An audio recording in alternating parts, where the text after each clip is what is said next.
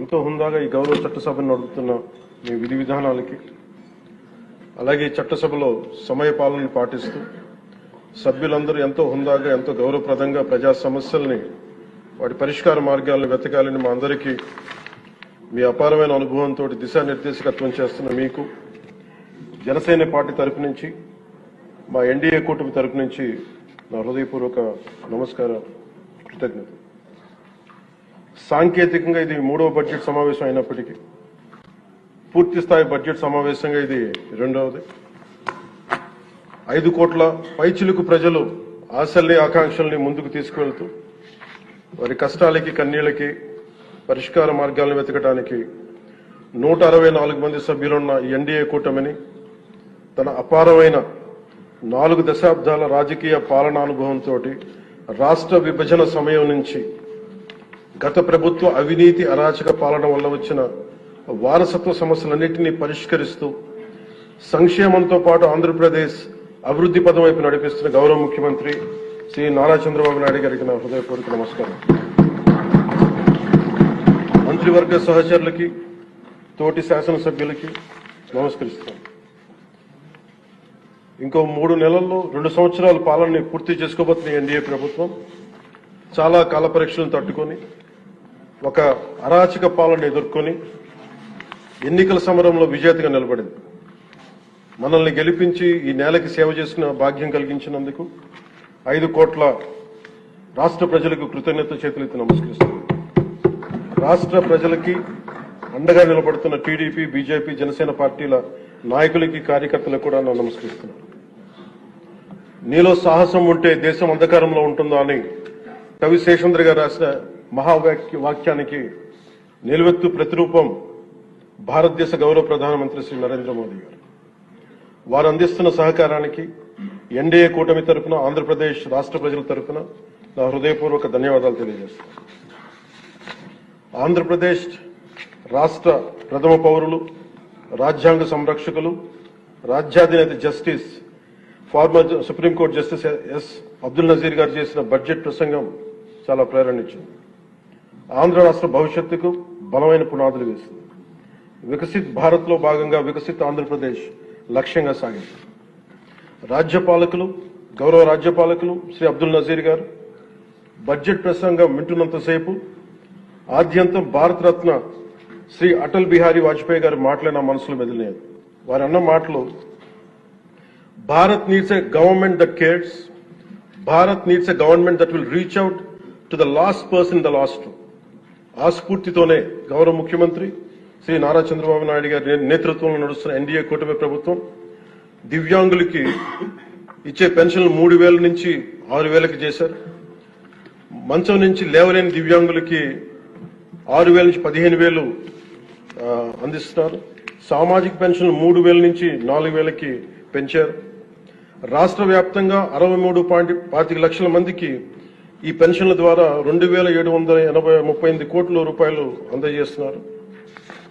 ప్రతి విద్యార్థికి 15,000 రూపాయల చొప్పున 67 లక్షల విద్యార్థులకు సంబంధించి 42 లక్షల తల్లుల ఖాతాల్లోకి నేరుగా 10,000 కోట్లు జమ చేశారు.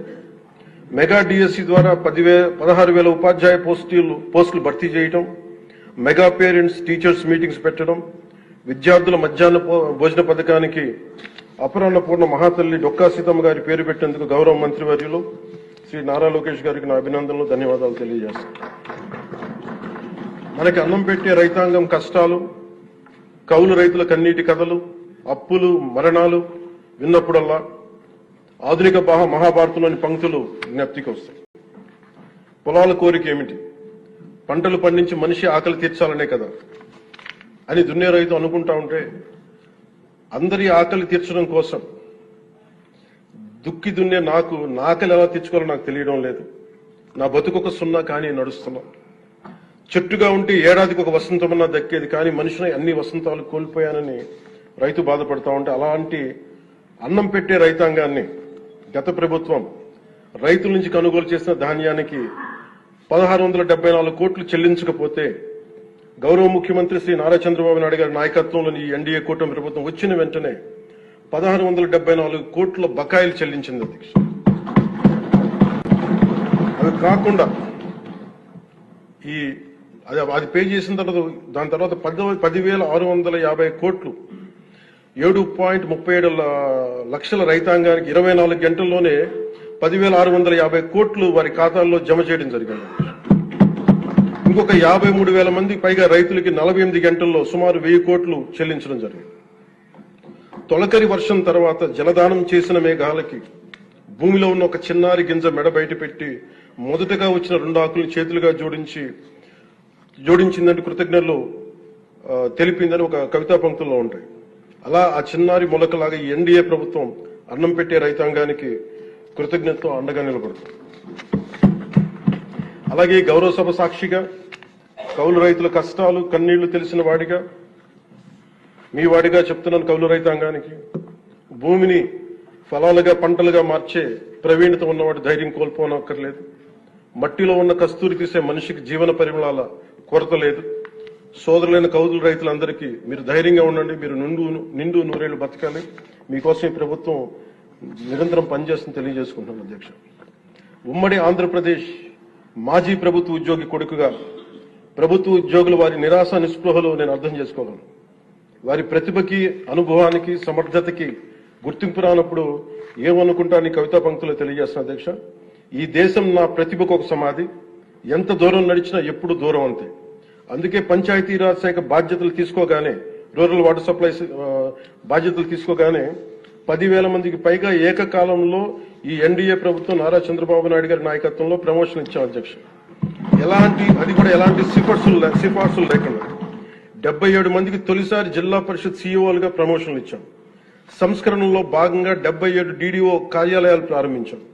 దీనికి అండగా నిలబడ్డ గౌరవ ముఖ్యమంత్రి గారికి నా హృదయపూర్వక ధన్యవాదాలు తెలియజేస్తున్నాను. ఒక దేశాభివృద్ధికి ఆయువు పట్టు రహదారులు లేని చోట అభివృద్ధి శూన్యం. అభివృద్ధికి మూలమైనది రహదారులతో పాటు విద్యుత్తు, తాగునీరు, విద్య, వైద్యం, డ్రైన్స్ అండ్ శానిటేషన్. దాదాపు 2 ఏళ్ల పాలనలో ప్రపంచ కప్ గెలిచిన visually challenged women cricket team captain Deepika మొదలుకొని మొన్న పోలీస్ జాబ్స్ కి లెటర్స్ ఇస్తున్నప్పుడు ఉద్యోగంలో వచ్చిన యువ కానిస్టేబుల్ కానీ, ఉదయగిరి నియోజకవర్గంలో స్కూల్ పిల్లలు కానీ, ఇలా ఎందరో ఒకటే అడిగారు అధ్యక్ష. మాకు కనీసం నడవడానికి, మా స్కూల్కి వెళ్ళడానికి, మా ఊర్లు వెళ్ళడానికి, మాకు రిలేటెడ్ ఊర్లు వెళ్ళడానికి రోడ్లు వేయండి అని నిండు గర్భిణీలు కూడా ప్రాణాలు అరచేతులు పట్టుకుని కొండలు గుట్టలు దాటుకునే పరిస్థితుల్లో జాతీయ ఉపాధి హామీ పథకం కింద పీఎం జన్మన్ రాష్ట్ర ప్రభుత్వ నిధులతోటి అడవి తల్లి బాట పేరిట 625 గిరిజన గ్రామాలను అనుసంధానిస్తూ 1,005 కోట్లతోటి 1,069 కిలోమీటర్ల రహదారుల నిర్మాణం చేపట్టాం. దాంట్లో దాదాపు సగం పైగా రోడ్ల నిర్మాణం పూర్తి చేశాం. కొన్ని రోడ్లు గంటల వ్యవధిలో కూడా మంజూరు చేశాం అధ్యక్ష. అలాగే మారుమూల ప్రాంత ప్రజలు, గిరిజన ప్రాంత ప్రజలు గొంతిమ కోరికలు కోరలేదు అధ్యక్ష. వారు అడుగుతుందల్లా చిన్నపాటి రోడ్ల సౌకర్యం వారు అడిగేది. ఆ రోడ్లు మంజూరు చేసినప్పుడు, పూర్తి చేసినప్పుడు ఆ ప్రజల కళ్ళలో నాకు కనిపించేది ఇవే. గుక్కెడు నిశ్శబ్దం తాగి చిరిగిన చీకట్లు కప్పుకొని పడున్న నాకు కమ్మని ఆశాముద్రమ కానుకగా తెచ్చాం. స్వాతంత్రం వచ్చి 7 దశాబ్దాలు దాటిన విద్యుత్ వెలుగులు లేని 17 కుటుంబాలు చెంది ఒక మారుమూలన గిరిజన గ్రామానికి ₹1 కోటి పైగా వెచ్చించి 17 కుటుంబాలున్న గ్రామానికి 9.6 కిలోమీటర్ల మేర 200 పైగా విద్యుత్ స్తంభాలను పాతి ట్రెడిషనల్ పవర్ తో పాటు పీఎం జన్మన్ పథకం కింద సోలార్, విండ్ ఎనర్జీతో పాటు హైబ్రిడ్ విద్యుత్ వ్యవస్థని ఏర్పాటు చేశాం అధ్యక్ష. ఆ విద్యుత్ వెలుగుల్లో, గిరిపుత్రుల్లో, గుండెల్లో నాకు ఈ భావన చాలా బలంగా తెలుసు. వెలిగిన బల్బును చూసి వారు ఒకటే అనుకున్నారు అధ్యక్ష, పొద్దు గుంకితే చీకట్లో బతికే ప్రజలు ఆ వెలుగుతున్న బల్బును చూసి ఎన్నాళ్ళకి మా అతిథిగా వచ్చాం, ఈ సుధిల కుటీరానికి ఇంత వెలుతురుని తెచ్చామని వారి గుండెల్లో ఉన్న వారికి ఆ భావన నాకు నిజంగా తెలిసింది అధ్యక్ష. గౌరవ ప్రధాని శ్రీ నరేంద్ర మోదీ గారు వ్యక్తిగతంగా జల్ జీవన్ మిషన్ చాలా ఇష్టపడి ఎంతో బడ్జెట్ దాదాపు 191,011 కోట్లు ఆయన 1924 మధ్యలో ఈ జల్ జీవన్ మిషన్ కి బడ్జెట్ నిచ్చి ఈ దేశ సగటు పౌరుడికి కనీసం సరాసరి 55 లీటర్ల రక్షిత మంచినీరు అందించాలని లక్ష్యంగా ముందుకు వస్తే గత ప్రభుత్వం కేంద్రం నుంచి 27,000 కోట్లు కేంద్ర ప్రభుత్వం ఆమోదం తెలిపితే ఖర్చు పెట్టిన వాళ్ళు దాదాపు కేవలం 4,000 కోట్ల అధ్యక్ష. అందులో కేంద్రం వాటా 2,000 కోట్లు. 4,000 కోట్లు ఖర్చు చేసి పైప్ లైన్లు వేయడం తప్ప ఒక్క గ్రామానికి సంపూర్ణంగా నీరు ఇచ్చింది లేదు. జయజీవన్ ముగిసే నాటికి అలాటెడ్ 27,000 కోట్లను వాళ్ళు ఖర్చు పెట్టింది మినహాయిస్తే 23,000 కోట్లు వినియోగించుకోలేపారు అధ్యక్ష.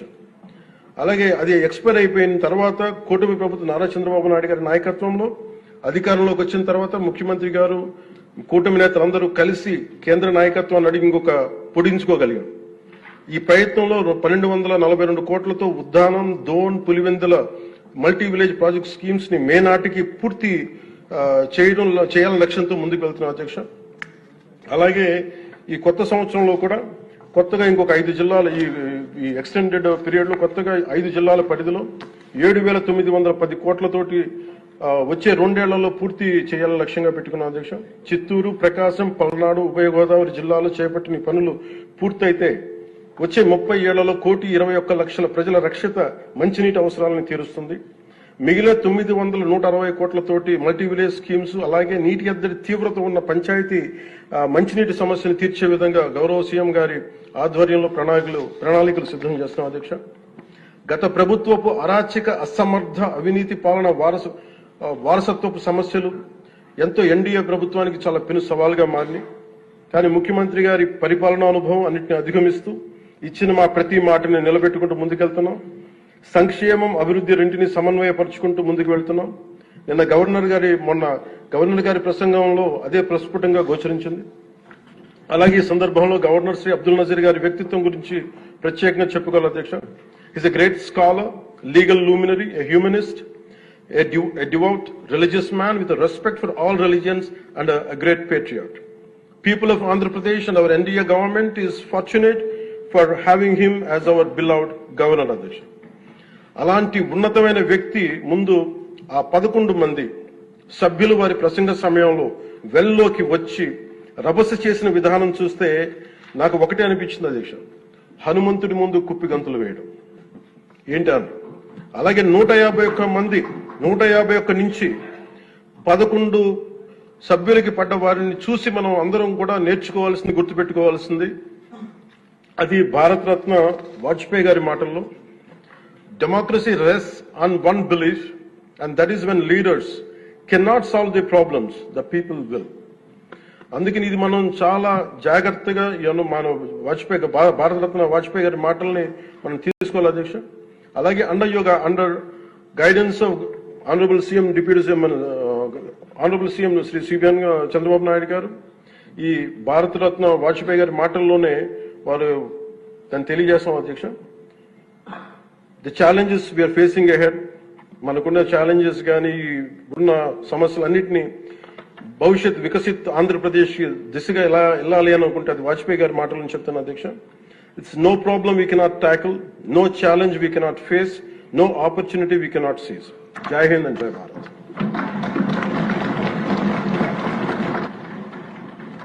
ఇప్పుడు గవర్నర్ గారి ప్రసంగానికి ధన్యవాదములు తెలిపే తీర్మానంపై జరిగే చర్చకు గౌరవ ముఖ్యమంత్రి గారు జవాబు